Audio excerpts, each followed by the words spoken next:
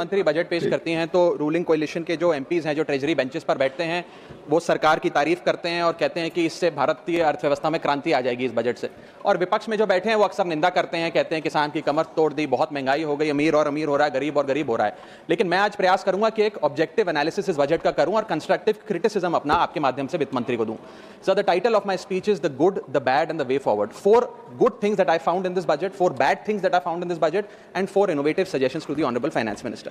So the first good thing that I found in the budget is that there was an increase in the STT for derivative trading. Usually सरकार की निंदा हुई इस विषय को लेकर, मार्केट्स भी गिरी, लेकिन मेरा यह मानना है कि इस कदम से स्पेक्युलेटिव ट्रेडिंग यानी कि सट्टा ट्रेडिंग समाप्त होगी या कम होगी और रिटेल इन्वेस्टर जो 90% रिटेल इन्वेस्टर एफएनओ सेक्टर में नुकसान भुगतता है फ्यूचर्स एंड ऑप्शंस के चलते, जुआ खेलता है, उसमें आपको रिटेल इन्वेस्टर की प्रोटेक्शन का एक माध्यम बन सकता है। लेकिन मैं इसी के साथ साथ वित्त मंत्री जी को याद दिलाना चाहूंगा कि एसटीटी का जेनेसिस क्या है, एसटीटी का जन्म कब हुआ। एसटीटी हमारे senior colleague mister P Chidambaram जब फाइनेंस मिनिस्टर थे तो उन्होंने इंट्रोड्यूस किया and it was introduce to replace long term capital gain tax on equities. जब long term capital gain on equities zero था तब एसटीटी को लाया गया कि वे एक सिंपल अपफ्रंट लेवी होगी ट्रेड्स पर regardless of profit and loss. लेकिन अब सरकार ने long term capital gain tax भी लगा दिया, एसटीटी भी लगा दिया और रिटेल इन्वेस्टर को और तमाम इन्वेस्टर्स को एक प्रकार से डिसइंसेंटिवाइज किया। मैं एक सुझाव लाया हूं सरकार के लिए जिससे long term house hold earnings बढ़ेंगी,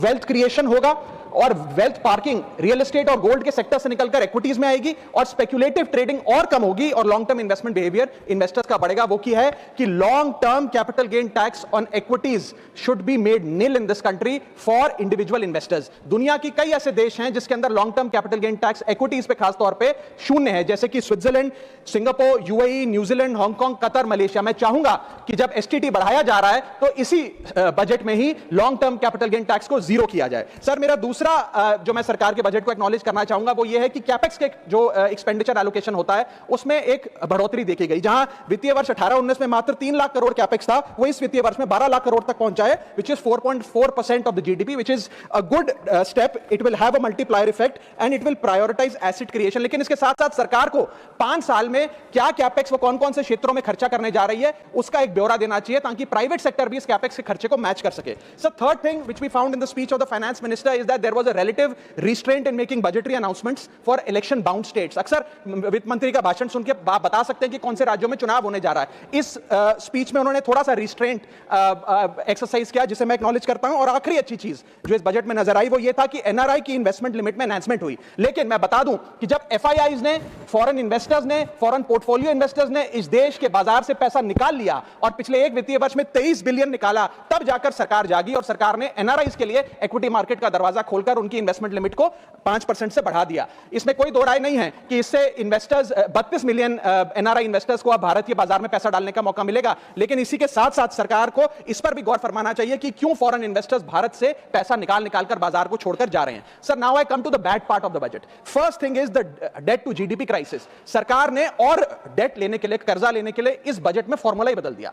पहले सरकार डेट जब लेती थी तो ओल्ड एफआरबीएम रूल्स के तहत 3% ऑफ जीडीपी तक का फ्रेश डेट लेती थी। इस बजट में सरकार ने उस फॉर्मूले को बदलकर कहा कि टोटल सरकार का डेट जीडीपी का 50% होगा और उस सीमा में हम डेट लेंगे। यानी कि they want to play on the denominator effect. For example एक साल बजट अगर हमारा जीडीपी 12% से ग्रो करता है तो उस साल सरकार खूब सारा डेट लेकर सरकार पे कर्जा लाद सकती है जो कि फिस्कल डेफिसिट 4.5, 6.5, 5% तक भी पहुंच सकता है। सर इसी के साथ साथ मैं बताना चाहूंगा कि आज सरकार कहती है कि हमारा डेट टू जीडीपी रेशियो 56% है, लेकिन ये गलत है क्योंकि बहुत सारे ऑफ बैलेंस शीट आइटम्स हैं जिसे सरकार डेट में दिखाती ही नहीं है, जैसे कि FCI bonds, OMC bonds, fertiliser, NHAI, NFSS, यानी कि तमाम तरीके के ऐसे कर्जे हैं सरकार के ऊपर जो सरकार अपनी बैलेंस शीट में नहीं दिखाती है। सर मैं सरकार को आपके माध्यम से यह रिक्वेस्ट करना चाहूंगा कि देश का कर्जा और कैसे ना बढ़े इस पर काम करें, ना कि और कर्जा लेने के लिए हम जीडीपी और डेट टू जीडीपी के फॉर्मूले के रेशियोज बदलकर और पैसा कर्जे पे ब्याज पर लेने का प्रयास करें। सर दूसरी दिक्कत जो इस बजट में नजर आई वो ये थी कि इनकम टैक्स स्लैब में चेंज नहीं हुआ। सर हर साल देश का आम आदमी जब वित्त मंत्री जी की बजट की स्पीच सुनता है तो वो इसलिए नहीं सुनता कि पीएलआई की क्या इन्वेस्टमेंट होगी, कौन सा कॉरिडोर बन रहा है। देश का आम आदमी, सैलरीड क्लास, इसलिए बजट की स्पीच सुनता है कि उसके अंदर स्लैब में कोई रिवीजन होगा, क्या हमारी स्टैंडर्ड डिडक्शन की जो हमें डिडक्शन मिलती है वो बढ़ेगी। लेकिन इस बार बजट में देश का आम आदमी और खास तौर पर देश का मिडिल क्लास डिसअपॉइंट हुआ।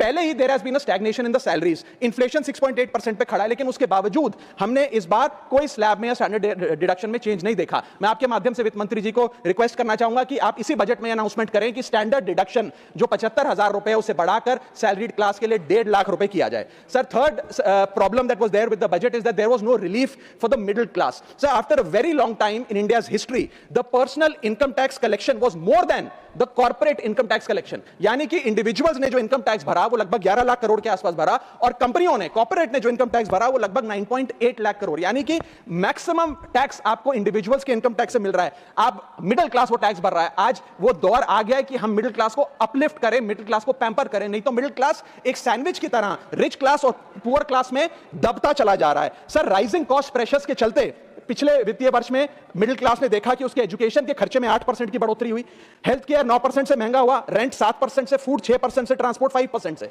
मेरा रिक्वेस्ट यह है माननीय फाइनेंस मिनिस्टर से कि वो इनकम टैक्स में रियायत देकर या तो मिडिल क्लास को कोई रिलीफ दें, और अगर इनकम टैक्स में रियायत नहीं दे सकती हैं तो उसकी सेविंग्स और इन्वेस्टमेंट्स पे उसको बेनिफिट दें, उसे इंसेंटिव्स दें कि वो ज्यादा बचत करे, ज्यादा वेल्थ क्रिएशन कर पाए। Sir, fourth problem in this budget that I found was the budgetary allocation to health which is low and which certainly needs a relook. Sir, आज हमने अपने टोटल गवर्नमेंट एक्सपेंडिचर का 2% हेल्थ को allocate किया है, लगभग 1 लाख करोड़ के आसपास। नेशनल हेल्थ पॉलिसी 2017 बताती है सर, और सरकार का ये अपना ऑब्जेक्टिव रहा है, गोल रहा है, that spending on public health should be 2.5% of GDP.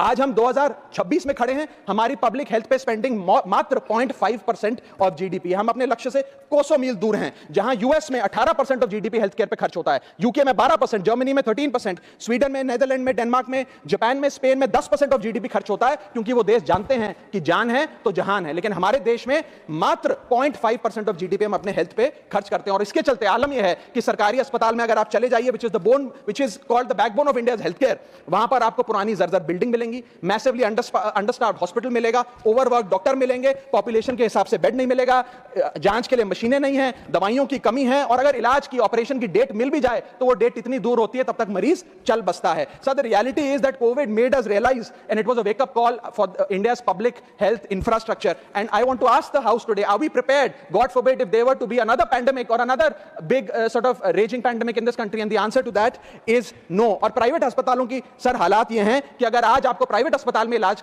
करना पड़े तो आपको लोन लेना पड़ता है, अपने घर के गहने, अपना रियल एस्टेट एसेट बेचकर पता नहीं कितने हजारों लाखों लोग हर साल भारत में गरीबी रेखा के नीचे चले जाते हैं, क्योंकि उन्हें एक हेल्थ इमरजेंसी के चलते प्राइवेट अस्पताल में इलाज कराना पड़ता है। सर, जैसे वन नेशन वन इलेक्शन इस देश में लागू किया जा रहा है, वन नेशन वन टैक्स की ओर हम बढ़ रहे हैं, वैसे ही one nation one medical treatment की ओर बढ़ना चाहिए। सबको नंबर 1 मेडिकल ट्रीटमेंट देश में मिले, ऐसी व्यवस्था बननी चाहिए। सर, मेरे 4 सुझाव जो आपके माध्यम से मैं वित्त मंत्री को देना चाहूंगा।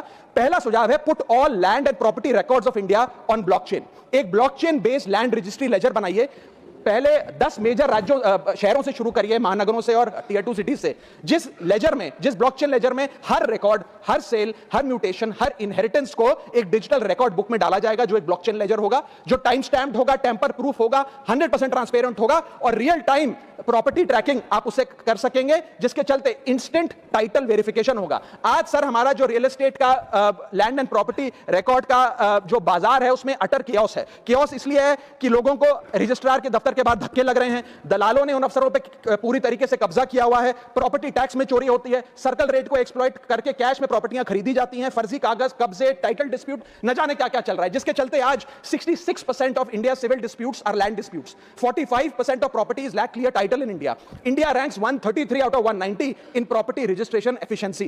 48% of our properties are under dispute, and the average time taken by civil courts to resolve these disputes is 7 years. And 6.2 crore property documents are pending digitization. वो तहसीलदार के दफ्तर में पड़े या रजिस्ट्रार के दफ्तर में, उनका डिजिटाइजेशन अभी तक नहीं हुआ। इन सारी बीमारियों का एक ही दवा है, that is national blockchain registry, जिसके चलते प्रॉपर्टी डिस्प्यूट समाप्त होंगे, मिडिल क्लास की वेल्थ अनलॉक होगी, क्योंकि वे और ब्याज पे पैसा ले पाएंगे, प्रॉपर्टी टैक्स की कंप्लायंस बढ़ेगी, और रीट्स जैसे इन्वेस्टमेंट व्हीकल्स को ब्लॉकचेन वेरीफाइड टाइटल मिलेंगे, उसमें भी बढ़ोतरी देखी जाएगी। इसी के साथ साथ सर, दुनिया के कई देशों ने इसे लागू कर दिया है। स्वीडन में यह लागू है, जहां पर एक दिन में आप प्रॉपर्टी का ट्रांजैक्शन कंप्लीट कर सकते हैं, वहां डिस्प्यूट रेट 2% है। जॉर्जिया में है, जहां जहां 3 दिन में प्रॉपर्टी का ट्रांजैक्शन खत्म हो जाता है, डिस्प्यूट रेट 1% है। और यूएई में है जहां 10 मिनट में आप अपनी प्रॉपर्टी खरीद बेच सकते हैं, वहां डिस्प्यूट रेट 1% से भी नीचे। और वहां हिंदुस्तान में प्रॉपर्टी बेचनी हो तो 2 से 6 महीने लगते हैं और 48% डिस्प्यूट रेट है। सर मेरा दूसरा सुझाव है inflation linked salary revision act. Bharat में वेजेस को इंडेक्स करिए महंगाई से। वित्तीय वर्ष 18 से लेकर वित्तीय वर्ष 26 में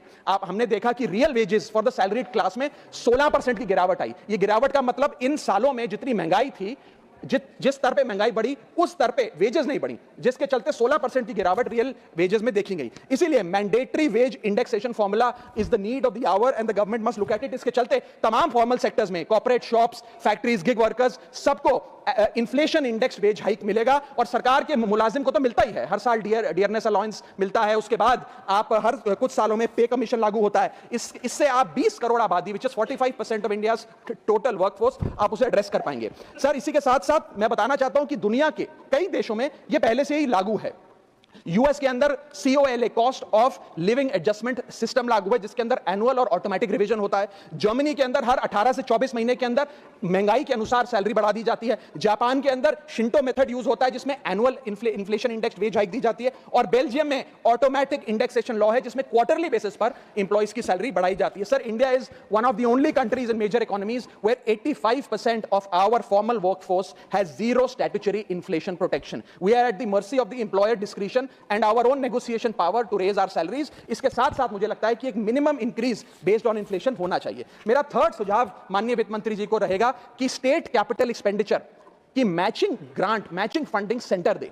यानी कि हर 1 रुपया जो राज्य की सरकार कैपेक्स पे, कैपिटल एक्सपेंडिचर पे, एसेट क्रिएशन पे खर्च करती है, उसकी मैचिंग ग्रांट 1 रुपया केंद्र द्वारा राज्यों को दिया जाना चाहिए, not as loan but as a grant. आज स्टेट कैपेक्स में 2 बॉटलनेक्स है। पहला बॉटलनेक है बोरोइंग कैप, यानी कि कोई भी राज्य अपने स्टेट जीडीपी से 3% से ज्यादा ब्याज पर पैसा नहीं ले सकता, वो कैपेक्स पे नहीं खर्च करता, वो तमाम तरीके के ऑपरेशनल खर्चे करता है। और सेकंड प्रॉब्लम है कि अगर केंद्र सरकार पैसा देती भी है राज्यों को कैपेक्स के लिए, वो लोन की सूरत में देती है, और कंडीशनल लोन की किस एसेट पे कितना खर्च होगा, एक कंडीशनल लोन दिया जाता है। मेरा सुझाव है that replace this loan with conditions given by the centre to grant with trust, grant based on trust by the centre. Sir centre को आने वाले 5 वर्षों के लिए 1.5 लाख करोड़ आवंटित करना चाहिए, not as loan but as these capex grants, ताकि राज्यों में सड़कें बने, इरिगेशन नेटवर्क बने, लोकल पावर इंफ्रास्ट्रक्चर बने, ड्रिंकिंग वाटर सैनिटेशन हो, और अर्बन इंफ्रास्ट्रक्चर में एसेट क्रिएशन, एसेट फॉर्मेशन किया जाए। As not as loan, not on interest, not with principal and with no conditionality. अगर ऐसा होता है तो सबसे पहले तो स्टेट की बैलेंस शीट में this grant will not sit as debt, state की बैलेंस शीट सुंदर होगी, बेहतर होगी। दूसरा, खुलकर राज्य कैपेक्स पर खर्च कर पाएंगे। Third, it will be a high growth and a high job creator, ये ग्रोथ मल्टीप्लायर और जॉब क्रिएटर के तौर पे इसका इस्तेमाल होगा, क्योंकि हर 1 रुपया जो आप कैपेक्स पे खर्च करते हैं उससे भारत का जीडीपी 2 से 3 रुपए बढ़ता है in a span of 3 to 5 years। Cooperative federalism मजबूत होगा, और साथ ही साथ states will become builders and not borrowers in the eyes of the centre. Sir मेरा चौथा सुझाव जो माननीय वित्त मंत्री जी के लिए है वो ये है कि legalise virtual digital assets as an asset class.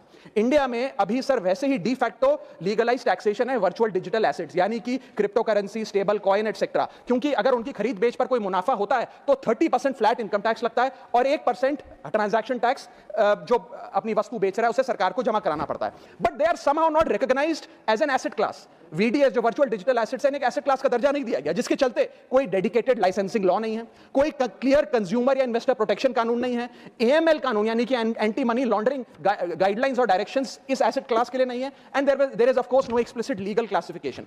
As a result what has happened is that 4.8 lakh crore trade in this virtual digital assets has moved offshore.